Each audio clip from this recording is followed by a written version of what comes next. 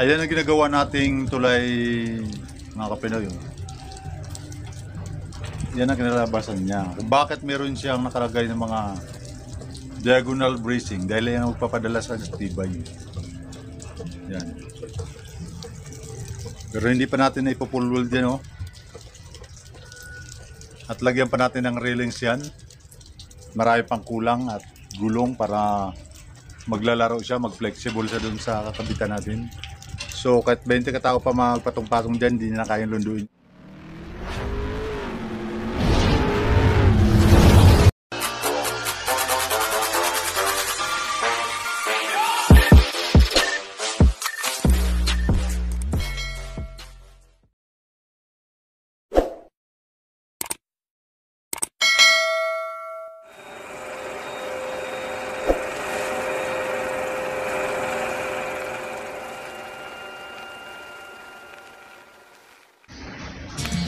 Guys, magandang umaga sa inyo. Dito naman kami ngayon sa wala nyo na kung saan kami. Dito kami ngayon sa Sierra Madre. Alam nyo guys, nagagawin kami dito ngayon. May mission dito ngayon si Gawang Pinoy.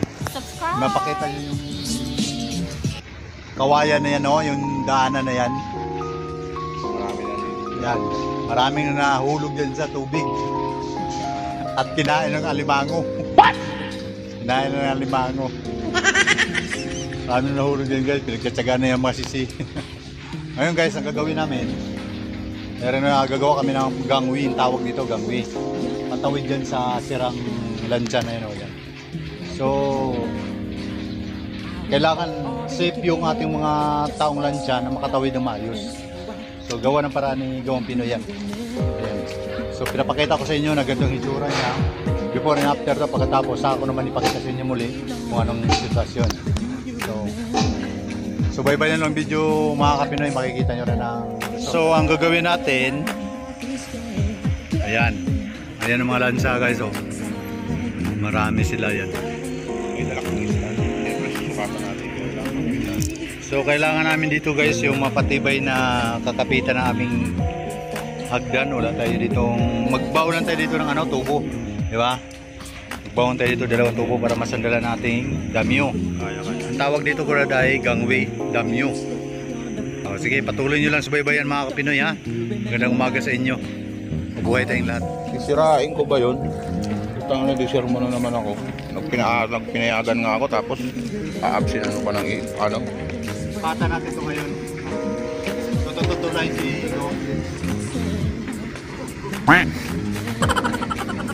para dumana ko sa pinangyarihan ng brakes. Kita mo naman kung ano nag-adventure sa kumain mo. Mabala yung kawayan, hulog ako dyan sa bangin.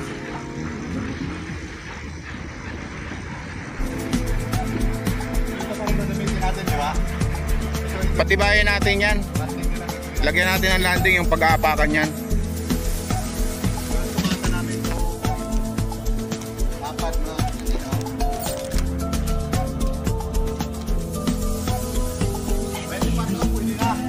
Ha? Ano? 20. Huwag na. Ito na lang. 4. Tingnan mo. Apat na lang. Hawakan mo na dito.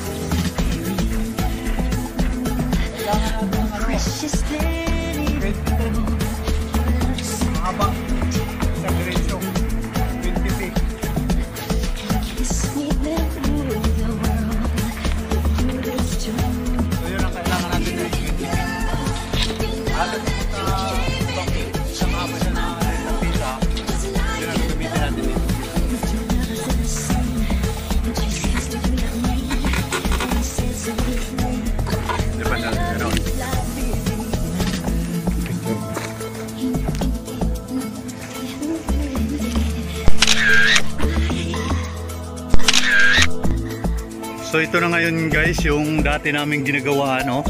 Nagmumukhang talahib na naman ulit.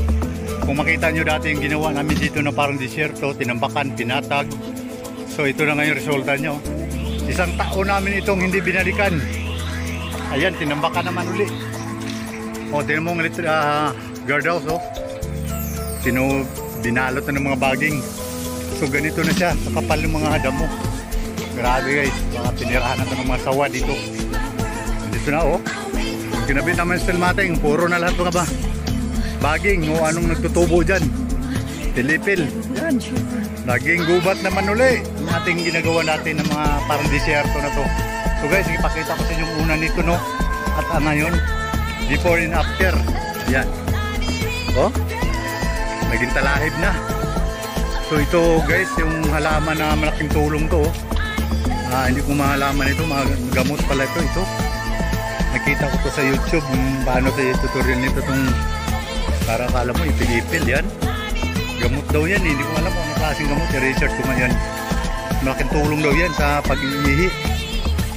Yan. So may harma.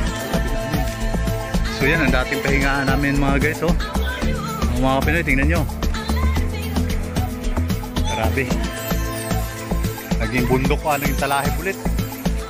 Yan. So dati nakita nyo, napakalinis to. Nagsunog pa kami rito. Ganda to. Ngayon, tingnan mo. Pwede na pagtaguan ng mga sawa. Yan, daming drum, oh. Dami ng drum. So yan, shipyard sa katabi, oh.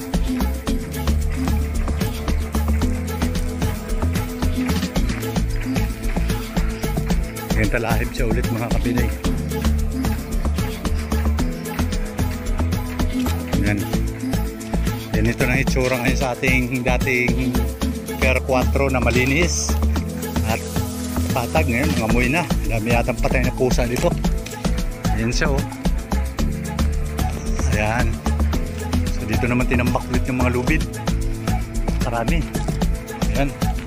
Mga tubo. Ayan gagamitin natin. So ulit-ulit na lang tayo dito. Ito yung katiwala nila, oh. So, ito na mga gamit natin para sa rescue. Tanungin natin dito yung informante. Okay. Kaya hindi mo may nakuha ang adaptor ko na. Saan? Okay.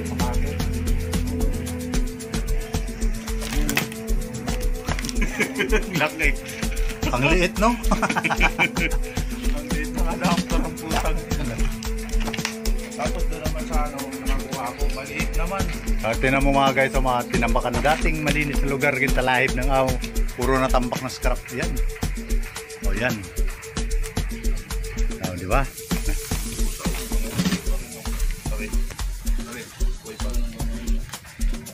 Kita mo po sa survival to, oh. Bubuhay pa rin. Ito yung matakaw, no?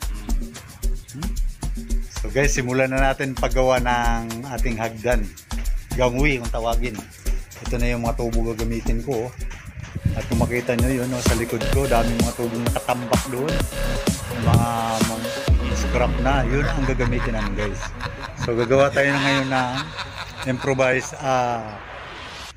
restoration na para na rin hindi sa return, nagagawa kami ng hagdanan gamit ang lumang na tubo.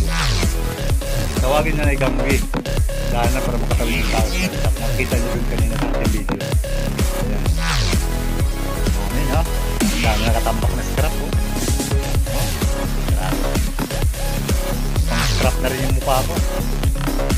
Oh, oh no! Naging talahib na rin itong talagang lugar na itong dati. So ito na, simulan ko na putol-putol guys. Tambayanan nyo na lang, ha? Okay. Hindi ko na lang i-video ang pagpuputol para shortcut yung trabaho natin.